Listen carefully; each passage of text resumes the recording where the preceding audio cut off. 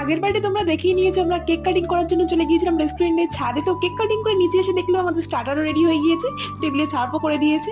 তারপরে এখন প্লেটিং করছি পায়েস, যেটা ছাড়া বাড়তে ইনকমপ্লিট। তারপরে সুন্দর করে টেবিলে সাজিয়ে নিয়েছিলাম যাতে সুন্দর সুন্দর ফটো তুলতে পারি। তারপরে সবাই ওকে একটু পায়েস খাইয়ে দিচ্ছিল। তারপরে একে বললাম একটু কিউট করে খা, একটা ভিডিও নেবো, তো লুক আর কিউটনেস।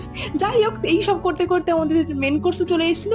আজকে ছিল বাসন্তী পোলাও, চিলি চিকেন, চাউমিন আর চিকেন কষা। তারপরে একদম চামচ টামচ ছেড়ে হাত দিয়ে আয়েশ করে খেলো। তারপরে সবটা খেতে না পারার জন্য কিছুটা প্যাকও করে নিয়েছে। তো সবাই এইসব করছে, আমি এই পায়েসটা নিয়েই বসে আছি। এত ভালো লেগেছিল, এটাকে ছাড়তে ইচ্ছা করছিল না।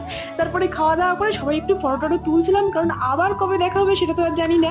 তারপরে বেরিয়ে গেলাম আমরা সবাই মিলে রেস্টুরেন্টে। এখন সবাইকে টাটা করে দেওয়ার পালা। রইতে কাছে